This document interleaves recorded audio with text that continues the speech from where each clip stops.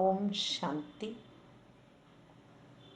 1/7/2025 సాకార ఈశ్వరీయ మధుర మహావాక్యాలు. మధురమైన పిల్లలారా, ఇప్పుడు మీ బుద్ధిలో పూర్తి జ్ఞాన సారమంతా ఉంది కనుక మీకు చిత్రాల అవసరం కూడా లేదు. మీరు తండ్రిని స్మృతి చేయండి, ఇతరులతో చేయించండి. ప్రశ్న: చివరి సమయంలో పిల్లలైన మీ బుద్ధిలో ఏ జ్ఞానం ఉంటుంది? జవాబు: ఆ సమయంలో మేము ఇక తిరిగి ఇంటికి వెళ్తాము అని బుద్ధిలో ఉంటుంది. మళ్ళీ అక్కడి నుండి చక్రంలోకి వస్తాము, మెల్లమెల్లగా మెట్లు దిగుతాము, మళ్ళీ తండ్రి ఉన్నతమయ్యే కళలోకి తీసుకెళ్లేందుకు వస్తారు. మొదట సూర్యవంశంలో ఉండేవారమని, తర్వాత చంద్రవంశంలోకి వస్తాము అని మీకు తెలుసు. ఇందులో చిత్రాలు అవసరం లేదు. ఓం శాంతి. పిల్లల ఆత్మ అభిమానులుగా కూర్చొని ఉన్నారా? 84 జన్మల చక్రం మీ బుద్ధిలో ఉంది అనగా మీ వెరైటీ జన్మల జ్ఞానం ఉంది. విరాట రూప చిత్రం కూడా ఉంది. మనం 84 జన్మలు ఎలా తీసుకుంటాము అనే జ్ఞానం కూడా పిల్లలలో ఉంది. మూలవతనం నుండి మొట్టమొదట దేవీ దేవతా ధర్మంలోకి వస్తారు. ఈ జ్ఞానం బుద్ధిలో ఉంది. ఇందులో చిత్రాలు అవసరం లేదు. మనము చిత్రాలు మొదలైన వాటిని గుర్తు చేసుకోరాదు. చివరిలో కేవలం నేను ఆత్మను, మూలవతన వాసిని, ఇక్కడ మా పాత్ర ఉంది అని మాత్రం గుర్తు ఉంటుంది. ఇది మర్చిపోరాదు. ఇవన్నీ మనుష్య సృష్టి చక్రంలోని విషయాలే, చాలా సింపుల్. ఇందులో చిత్రాలు అవసరం అస్సలు లేదు. ఎందుకంటే ఈ చిత్రాలు మొదలైనవన్నీ భక్తి మార్గంలోనివి. జ్ఞాన మార్గంలో చదువు ఉంటుంది, చదువులో చిత్రాలు అవసరం లేదు. ఈ చిత్రాలలో కేవలం సవరణలు చేయబడ్డాయి. ఉదాహరణకు వారు గీత భగవంతుడు కృష్ణుడు అని చెప్తారు, కానీ మనం శివుడు అని చెప్తాం. ఇది కూడా బుద్ధితో అర్థం చేసుకునే విషయం. బుద్ధిలో ఈ జ్ఞానం ఉంటుంది. మనం 84 జన్మల చక్రంలో తిరిగాము. ఇప్పుడు మనం పవిత్రంగా అవ్వాలి. పవిత్రమై మళ్ళీ క్రొత్తగా చక్రంలోకి వస్తాం. ఈ సారాన్ని అంతటిని బుద్ధిలో ఉంచుకోవాలి. ఎలాగైతే తండ్రి బుద్ధిలో ప్రపంచ చరిత్ర, భూగోళాలు లేక 84 జన్మల చక్రం ఉందో, అలా మీ బుద్ధిలో మొదట మనం సూర్యవంశస్థులుగా, తర్వాత చంద్రవంశస్థులుగా అవుతామని ఉంది. చిత్రాలు అవసరం లేదు. కేవలం మనుషులకు అర్థం చేయించేందుకు ఈ చిత్రాలు తయారు చేశారు. జ్ఞాన మార్గంలో అయితే కేవలము తండ్రి చెప్తున్నారు, మన్మనాభవ. ఈ చతుర్భుజ చిత్రము, రావణుడి చిత్రము, ఇవన్నీ అర్థం చేయించేందుకు చూపించాల్సి వస్తుంది. మీ బుద్ధిలో అయితే యథార్థమైన జ్ఞానం ఉంది. మీరు చిత్రాలు లేకుండానే అర్థం చేయించగలరు. మీ బుద్ధిలో 84 జన్మల చక్రం ఉంది. చిత్రాల ద్వారా కేవలం సహజం చేసి అర్థం చేయించబడుతుంది. వీటి అవసరం లేదు. మొదట మీరు సూర్యవంశం వారము అని, తర్వాత చంద్రవంశం వారిగా అయ్యాము అని, అక్కడ చాలా సుఖం ఉంటుంది అని, దానిని స్వర్గం అంటారు అని మీ బుద్ధిలో ఉంది. ఈ విషయాలు చిత్రాలతో అర్థం చేయిస్తారు. చివరిలో అయితే బుద్ధిలో ఈ జ్ఞానం ఉంటుంది. ఇప్పుడు మనం ఇంటికి వెళ్ళి మళ్ళీ వచ్చి చక్రంలో తిరుగుతాం. మెట్ల చిత్రం చూపి అర్థం చేయిస్తే మనుషులకు సులభంగా అర్థమవుతుంది. మనం ఎలా మెట్లు దిగుతామో మీ బుద్ధిలో పూర్తి జ్ఞానం అంతా ఉంది. మళ్ళీ తండ్రి ఉన్నతమయ్యే కళలోకి తీసుకెళ్తారు. తండ్రి చెప్తున్నారు, నేను మీకు ఈ చిత్రాల సారాన్ని అర్థం చేయిస్తాను. ఉదాహరణకు సృష్టి చక్ర చిత్రం చూపించి మీరు ఇలా అర్థం చేయించవచ్చు. ఇది 5000 సంవత్సరాల చక్రం. ఒకవేళ లక్షల సంవత్సరాలు అయితే జనసంఖ్య ఎంతగా పెరిగిపోతుంది? క్రైస్తవులది 2000 సంవత్సరాలు అని చూపిస్తారు. ఇందులో ఎంతమంది మనుషులు ఉన్నారు? 5000 సంవత్సరాలలో ఎంతమంది మనుషులు ఉండాలి? ఈ లెక్కనంతా మీరు అర్థం చేయిస్తారు. సత్యుగంలో పవిత్రంగా ఉన్నందున కొద్దిమంది మనుషులు మాత్రమే ఉంటారు. ఇప్పుడు ఎంతమంది ఉన్నారు? లక్షల సంవత్సరాల ఆయువు ఉంటే లెక్కలేనంత సంఖ్య అయిపోతుంది. క్రైస్తవులతో పోల్చుకొని జనాభా లెక్కను తీస్తారు కదా, హిందువుల జనాభా సంఖ్యను తక్కువగా చూపిస్తారు. చాలామంది క్రైస్తవులుగా అయిపోయారు. ఎవరైతే తెలివైన మంచి పిల్లలు ఉన్నారో వారు చిత్రాలు లేకుండా కూడా అర్థం చేయించగలరు. ఈ సమయంలో ఎంతమంది మనుషులున్నారో ఆలోచించండి. నూతన ప్రపంచంలో ఎంత తక్కువ మంది మనుషులుంటారు. ఇప్పుడు ఇది పాత ప్రపంచం. ఇందులో ఇంతమంది మనుషులున్నారు. మళ్ళీ నూతన ప్రపంచం ఎలా స్థాపన అవుతుందో, ఎవరు స్థాపిస్తారు, ఇవన్నీ తండ్రి అర్థం చేయిస్తారు. తండ్రి జ్ఞాన సాగర్లో నరకం నుండి స్వర్గంలోకి వెళ్తాము కనుక లోపల సంతోషం ఉంటుంది. సత్యుగంలో దుఃఖము మాటే ఉండదు. ఏదైనా అప్రాప్తిగా ఉన్న వస్తువును ప్రాప్తి చేసుకొని పురుషార్థం చేయాల్సిన అవసరం ఉండదు. ఇక్కడ పురుషార్థం చేయాల్సి పడుతుంది. ఈ యంత్రం కావాలి, అది కావాలి, అక్కడ అన్ని సుఖాలు హాజరుగా ఉంటాయి, ఇవి అవసరం లే. ఉదాహరణకి ఎవరైనా మహారాజులుగా ఉంటే వారి వద్ద అన్ని సుఖాలు ఉంటాయి, పేదవారి వద్ద అన్ని సుఖాలు ఉండవు. కానీ ఇది కలియుగం, అందుకే వ్యాధులు మొదలైనవన్నీ ఉన్నాయి. ఇప్పుడు మీరు నూతన ప్రపంచంలోకి వెళ్ళేందుకు పురుషార్థం చేస్తున్నారు. స్వర్గము నరకము రెండు ఇక్కడే ఉన్నాయి. ఈ సూక్ష్మవతన ఆటపాటలు కూడా కేవలం సమయాన్ని గడపటానికి మాత్రమే. కర్మాతీత స్థితి కలగనంత వరకు టైం పాస్ చేసేందుకు ఈ ఆటపాటలు ఉపయోగపడతాయి. కర్మాతీత స్థితి వచ్చేస్తే చాలు, అప్పుడు మీకు మేము ఆత్మలము, ఇప్పుడు 84 జన్మలు పూర్తి చేశాము, ఇంటికి వెళ్ళి మళ్ళీ సతో ప్రధాన ప్రపంచంలోకి వచ్చి సతో ప్రధాన పాత్రను అభినయిస్తాము అనే జ్ఞానం మాత్రమే బుద్ధిలో ఉంటుంది. ఇందులో చిత్రాలు మొదలైనవి అవసరం లేదు. న్యాయశాస్త్రమును చదివేవారు ఎంతగా చదువుతారు? న్యాయవాదులుగా అవ్వగానే చదివినదంతా సమాప్తం అవుతుంది, గుర్తు ఉండదు, ప్రాలబ్ధ ఫలితం లభిస్తుంది. మీరు కూడా చదువుకొని వెళ్ళి రాజ్యం చేస్తారు. అక్కడ జ్ఞానం అవసరం ఉండదు. ఈ చిత్రాలలో కూడా తప్పు ఏదో ఒప్పు ఏదో ఇప్పుడు మీ బుద్ధిలో ఉంది. లక్ష్మీనారాయణలు ఎవరో తండ్రి కూర్చొని అర్థం చేయిస్తూ ఉన్నారు. ఈ విష్ణువు ఎవరు? విష్ణువు చిత్రంలో మనుషులు తికమక చెందుతారు. అర్థం తెలియకుండా పూజలు చేయడం కూడా వ్యర్థమే. ఏమీ అర్థం చేసుకోరు. విష్ణువుని ఎలా అర్థం చేసుకోరో అలా లక్ష్మీనారాయణలను గురించి కూడా అర్థం చేసుకోలేరు. బ్రహ్మ విష్ణు శంకరులను కూడా అర్థం చేసుకోరు. బ్రహ్మ అయితే ఇక్కడే ఉన్నారు. ఈ బ్రహ్మ పవిత్రమై శరీరాన్ని వదిలి వెళ్ళిపోతాడు. ఈ పాత ప్రపంచంపై వైరాగ్యం ఉంది. ఇక్కడి కర్మ బంధనాలు దుఃఖం ఇచ్చేవి. ఇప్పుడు మన ఇంటికి వెళ్ళాలి అని తండ్రి చెప్తున్నారు. అక్కడ దుఃఖానికి నామరూపాలే ఉండవు. మొదట మీరు మీ ఇంట్లో ఉండేవారు, తర్వాత స్వర్గ రాజధానిలోకి వచ్చారు. ఇప్పుడు మళ్ళీ పావనంగా చేసేందుకు తండ్రి వచ్చారు. ఈ సమయంలో మనుషుల ఆహార పానీయాలు మొదలైనవి ఎంత మలినంగా ఉన్నాయి, ఏవేవో తింటూ ఉంటారు. అక్కడ దేవతలు ఇటువంటి మలిన వస్తువులు తినరు. భక్తి మార్గం ఎలా ఉందో చూడండి. మనుషులను కూడా బలి ఇస్తారు. తండ్రి చెప్తున్నారు, ఇది కూడా డ్రామాలో రచింపబడి ఉంది. పాత ప్రపంచం నుండి మళ్ళీ క్రొత్తదిగా తప్పకుండా అవ్వాలి. మనం సతో ప్రధానంగా అవుతున్నాము అని ఇప్పుడు మీకు తెలుసు. ఇది బుద్ధి అర్థం చేసుకుంటుంది కదా. ఇందులో చిత్రాలు లేకుంటే ఇంకా మంచిది. లేకుంటే మనుషులు చాలా ప్రశ్నలు వేస్తారు. తండ్రి 84 జన్మల చక్రాన్ని అర్థం చేయించారు. మనం అలా సూర్యవంశీయులు, చంద్రవంశీయులు, వైశ్యవంశీయులుగా అవుతాం. ఇన్ని జన్మలు తీసుకుంటాం. ఇవన్నీ బుద్ధిలో ఉంచుకోవాలి. పిల్లలైన మీకు సూక్ష్మవతన రహస్యం కూడా తెలుసు. ధ్యానంలో సూక్ష్మవతనానికి వెళ్తారు, కానీ ఇందులో యోగము లేదు, జ్ఞానము లేదు. ఇది కేవలం ఒక అలవాటు. ఎలా ఆత్మను పిలిపిస్తారో అర్థం చేయించబడుతుంది. వచ్చినప్పుడు ఏడుస్తారు, పశ్చాత్తాపం కలుగుతుంది. మేము బాబా చెప్పినట్టు చేయలేదు అని వాపోతారు, దుఃఖపడతారు. ఇవన్నీ ఇప్పుడు పురుషార్థంలో నిమగ్నం అవ్వాలి అని, తప్పు చేయకుండా ఉండాలి అని బాబా పిల్లలకు అర్థం చేస్తూ ఉన్నారు. పిల్లలు సదా ఈ గమనం ఉంచుకోవాలి. మేము మా సమయాన్ని సద్వినియోగం చేసుకోవాలి. వ్యర్థంగా గడపరాదు. వ్యర్థం చేయరాదు అనుకుంటే మాయ తప్పు చేయించలేదు. బాబా కూడా చెప్తూ ఉన్నారు, పిల్లలారా సమయం వృధా చేయకండి.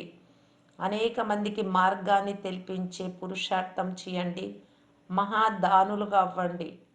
తండ్రిని స్మృతి చేస్తే వికర్మల వినాశనం అవుతాయి. ఎవరు వచ్చినా వారికి ఇది అర్థం చేయించండి. 84 జన్మల చక్రమును కూడా తెలపండి. ప్రపంచ చరిత్ర, భూగోళాలు ఎలా పునరావృతమవుతాయో సంక్షిప్తంగా పూర్తి చక్రం బుద్ధిలో ఉండాలి. ఇప్పుడు మనం ఈ మలిన ప్రపంచం నుండి విడుదల అవుతాము అని పిల్లలకు చాలా సంతోషం ఉండాలి. స్వర్గ నరకాలు ఇక్కడే ఉన్నాయి అని మనుషులు భావిస్తారు. ఎక్కువ ధనం ఉన్నవారు మేము స్వర్గంలో ఉన్నామని భావిస్తారు. మంచి కర్మలు చేశారు కనుక సుఖం లభించింది అని భావిస్తారు. ఇప్పుడు మీరు చాలా మంచి కర్మలు చేస్తున్నారు. వీటి ద్వారా 21 జన్మలకు మీరు సుఖం పొందుకుంటారు. వారు ఒక జన్మకు మాత్రమే మేము స్వర్గంలో ఉన్నాము అని భావిస్తారు. వాస్తవానికి ఇది స్వర్గం కూడా కాదు. బాబా చెప్తున్నారు ఇది అల్పకాల సుఖం. మీది 21 జన్మలకు సత్యమైన సుఖం. దీని కొరకు తండ్రి చెప్తున్నారు అందరికీ మార్గం తెలుపుతూ ఉండండి. తండ్రి స్మృతి ద్వారానే నిరోగులుగా అవుతారు, ఆరోగ్యవంతులుగా. అంతేకాదు స్వర్గాధికారులుగా అవుతారు. స్వర్గంలో రాజ్యం ఉంటుంది, దానిని కూడా స్మృతి చేయండి. ఒకప్పుడు రాజ్యం ఉండేది, ఇప్పుడు లేదు. ఇది భారతదేశపు మాటే. మిగిలినవన్నీ నాటకంలోని అంతర్భాగాలు. చివరిలో అందరూ వెళ్ళిపోతారు. తర్వాత మనం మళ్ళీ నూతన ప్రపంచంలోకి వస్తాము. ఇప్పుడు ఈ విషయాలు అర్థం చేయించేందుకు చిత్రాలు అవసరం లేదు. కేవలం అర్థం చేయించేందుకే మూలవతనము, సూక్ష్మవతనాలను చూపిస్తారు.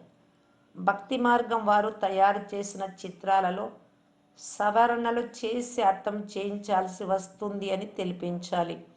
లేకుంటే మిమ్మలను నాస్తికులు అని వారు అనుకుంటారు. అందుకే సవరణ చేసి తయారు చేస్తారు. బ్రహ్మ ద్వారా స్థాపన, శంకరుడి ద్వారా వినాశనం. వాస్తవానికి ఇది కూడా డ్రామాలో రచించబడి ఉంది. ఎవ్వరూ ఏమీ చేయరు. వైజ్ఞానికులు కూడా తమ బుద్ధితో ఇవన్నీ తయారు చేస్తారు. బాంబులను తయారు చేయవద్దు అని ఎవరు ఎంత చెప్పినా, ఎవరి వద్ద ఎక్కువగా ఉన్నాయో వాటిని సముద్రంలో పడవేస్తే మాత్రమే ఇతరులు తయారు చేయరు. వారు అలాగే వారి వద్ద ఉంచుకుంటే ఇతర దేశాల వారు కూడా తప్పకుండా తయారు చేస్తారు. సృష్టి వినాశనం తప్పకుండా జరగాలి అని పిల్లలైనా మీకు తెలుసు. యుద్ధం కూడా తప్పకుండా జరుగుతుంది, వినాశనం అవుతుంది. మళ్ళీ మీరు మీ రాజ్యాన్ని తీసుకుంటారు. ఇప్పుడు తండ్రి చెప్తున్నారు పిల్లలారా సర్వుల కళ్యాణకారులుగా అవ్వండి. పిల్లలు తమ శ్రేష్ఠ అదృష్టాన్ని తయారు చేసుకునేందుకు తండ్రి శ్రీమతం ఇస్తున్నారు. మధురమైన పిల్లలారా మీ సర్వస్వాన్ని యజమాని పేరున సద్వినియోగం చేసుకోండి. కొందరిది ధూళిలో కలుస్తుంది, కొందరిది రాజులు తింటారు. యజమాని స్వయంగా చెప్తున్నారు తండ్రి పిల్లలారా ఇందులో ఖర్చు చేయండి. మీరు ఈ ఆత్మిక హాస్పిటల్ విశ్వవిద్యాలయాన్ని తెరిస్తే అనేక మంది కళ్యాణం జరుగుతుంది. యజమాని పేరుతో మీరు ఖర్చు చేస్తే దాని ప్రతిఫలం మీకు 21 జన్మలకు లభిస్తుంది. ఈ ప్రపంచమే సమాప్తం అవ్వనున్నది కనుక యజమాని తండ్రి పేరుపై ఎంత సాధ్యమైతే అంత సఫలం అంటే సద్వినియోగం చేయండి. యజమాని శివబాబా కదా. భక్తి మార్గంలో కూడా యజమాని భగవంతుడి పేరుపై చేసేవారు. ఇప్పుడు ప్రత్యక్షంగా చేస్తున్నారు. తండ్రి డైరెక్ట్గా ఇక్కడికి వచ్చి ఉన్నారు. యజమాని పేరుపై పెద్ద పెద్ద విశ్వవిద్యాలయాలను తెరుస్తూ వెళ్తే అనేక మందికి కళ్యాణం జరుగుతుంది. 21 జన్మలకు రాజ్య భాగ్యాన్ని పొందుతారు. లేకుంటే మీ దగ్గర ఉండే ఈ ధన సంపత్తులన్నీ ఇప్పుడు సమాప్తం అవ్వబోతున్నాయి. భక్తి మార్గంలో సమాప్తం అవ్వవు, ఇప్పుడు సమాప్తం అవ్వనున్నాయి. మీరు ఖర్చు చేస్తే మీకే ప్రతిఫలం లభిస్తుంది. యజమాని పేరుపై, తండ్రి పేరుపై సర్వుల కళ్యాణం చేస్తే 21 జన్మలకు వారసత్వం లభిస్తుంది. ఎంత బాగా అర్థం చేయిస్తూ ఉంటారు. తర్వాత ఎవరి అదృష్టంలో ఉంటే వారు ఖర్చు చేస్తూ ఉంటారు. ఇల్లు వాకిళ్లను కూడా సంభాలించాలి. బ్రహ్మ పాత్ర అలా ఉండినది. ఒక్కసారిగా అతి వేగంగా నష పెరిగిపోయింది. బాబా చక్రవర్తి పదవిస్తూ ఉంటే ఈ వ్యాపారము మొదలైన నీచమైనవి ఎవరికి కావాలి అని సర్వస్వము త్యాగం చేసేసారు. మీరు చక్రవర్తి పదవిని తీసుకునేందుకు కూర్చొని ఉన్నారు కనుక ఫాలో చేయండి. ఇతడు సర్వస్వము ఎలా వదిలేశాడో మీకు తెలుసు. నష ఎక్కిపోయింది. ఓహో, రాజ్యం లభిస్తుంది. అలఫ్ ఆత్మ బ్రహ్మకు అల్లాహ్ భగవంతుడు శివబాబా లభించినప్పుడు బేకు భాగస్థుడికి రాజ్యం ఇచ్చేశాడు. రాజ్యం ఉండేది, తక్కువేమీ లేదు. మంచి లాభసాటి వ్యాపారం చేస్తుండేవాడు, తక్కువైనది కాదు. మంచి సారవంతమైన ఫలవంతమైన వ్యాపారం ఉండేది, వజ్రాల వ్యాపారం. ఇప్పుడు మీకు రాజ్యం లభిస్తున్నది కనుక అనేక మందికి కళ్యాణం చేయండి. మొదట బట్టి జరిగినప్పుడు కొందరు బాగా కాలి గట్టిపడ్డారు, కొందరు పక్వము కాక పచ్చిగానే ఉండిపోయారు. ప్రభుత్వము నోట్లను తయారు చేసినప్పుడు సరిగ్గా అచ్చు అవ్వకపోతే వాటిని కాల్చేయాల్సి ఉంటుంది. ఇంతకు మునుపు వెండి రూపాయలు వాడుకలో ఉండేవి. బంగారము వెండి చాలా ఉండేది. ఇప్పుడేమవుతూ ఉంది? కొందరిది రాజులు తినేస్తారు, కొందరిది దొంగలు తినేస్తారు. ఎన్ని దోపిడీలు జరుగుతున్నాయో చూడండి. ఎన్నో ఆపదలు వస్తూ ఉంటాయి, కరువులు కూడా వస్తాయి. ఇది రావణ రాజ్యం. రామరాజ్యం అని సత్యుగమున అంటారు. తండ్రి చెప్తున్నారు, మిమ్మల్ని ఎంత శ్రేష్టంగా తయారు చేశాను, మళ్ళీ బికారులుగా ఎలా అయ్యారు? ఇప్పుడు మీకు ఇంత జ్ఞానం లభించింది కనుక సదా సంతోషంగా ఉండాలి. రోజు రోజుకు సంతోషం పెరుగుతూ ఉంటుంది. యాత్రలో గమ్యస్థానానికి ఎంత సమీపానికి వస్తారో అంత సంతోషం కలుగుతుంది. శాంతిధామము సుఖధామము ఎదురుగానే నిలిచి ఉన్నాయని మీకు తెలుసు. వైకుంఠ వృక్షం కనిపిస్తోంది చాలు, ఇక చేరుకున్నాము. మంచిది. మధురాతి మధురమైన అపురూపమైన పిల్లలకు మాతాపిత బాప్దాదాల ప్రియ స్మృతులు మరియు గుడ్ మార్నింగ్. ఆత్మిక పిల్లలకు ఆత్మిక తండ్రి నమస్తే. ధారణ కొరకు ముఖ్య సారం. ఫస్ట్ పాయింట్, మీ సమయాన్ని సఫలం చేసుకొని గమనం ఉంచాలి. మాయ మీచే తప్పు చేయించరాదు. దీని కొరకు మహాదానులుగా అనేక మందికి మార్గాన్ని తెలిపించడంలో బిజీగా ఉండాలి. సెకండ్ పాయింట్, మీ శ్రేష్ఠ అదృష్టాన్ని తయారు చేసుకునేందుకు యజమాని అయిన తండ్రి పేరుపై సర్వము సఫలమంటే సద్వినియోగం చేయాలి. ఆత్మిక విశ్వవిద్యాలయాలను తెరవాలి. వరదానము, ఉన్నతాతి ఉన్నతమైన తండ్రిని ప్రత్యక్షం చేసే శుభ మరియు శ్రేష్ఠ కర్మాధారీ భవ. ఎలాగైతే కుడి చేతితో సదా శుభమైన శ్రేష్ఠ కర్మలు చేస్తారో అలా రైట్ హ్యాండ్ కుడి భుజాల పిల్లలైన మీరు సదా శుభము లేక శ్రేష్ఠ కర్మధారులుగా అవ్వండి. మీరు చేసే ప్రతి కర్మ ఉన్నతాతి ఉన్నతమైన తండ్రిని ప్రత్యక్షం చేసేదిగా ఉండాలి. ఎందుకంటే కర్మలే సంకల్పము లేక మాటలను ప్రత్యక్ష ప్రమాణం యొక్క రూపంలో స్పష్టము చేసేవిగా అంటే కనబరిచేవిగా ఉంటాయి. కర్మలైతే అందరూ చూడగలరు, కర్మల ద్వారా అనుభవం చేయగలరు. అందువలన మీ ఆత్మిక దృష్టి ద్వారా కానీ మీ సంతోషకరమైన ముఖము ఆత్మీయత యొక్క ముఖము ద్వారా తండ్రిని ప్రత్యక్షం చేయండి. ఇది కూడా ఒక కర్మనే. స్లోగన్, ఆత్మీయత యొక్క అర్థం కళ్ళలో పవిత్రత యొక్క ప్రకాశము మరియు ముఖంపై పవిత్రత యొక్క చిరునవ్వు ఉండాలి.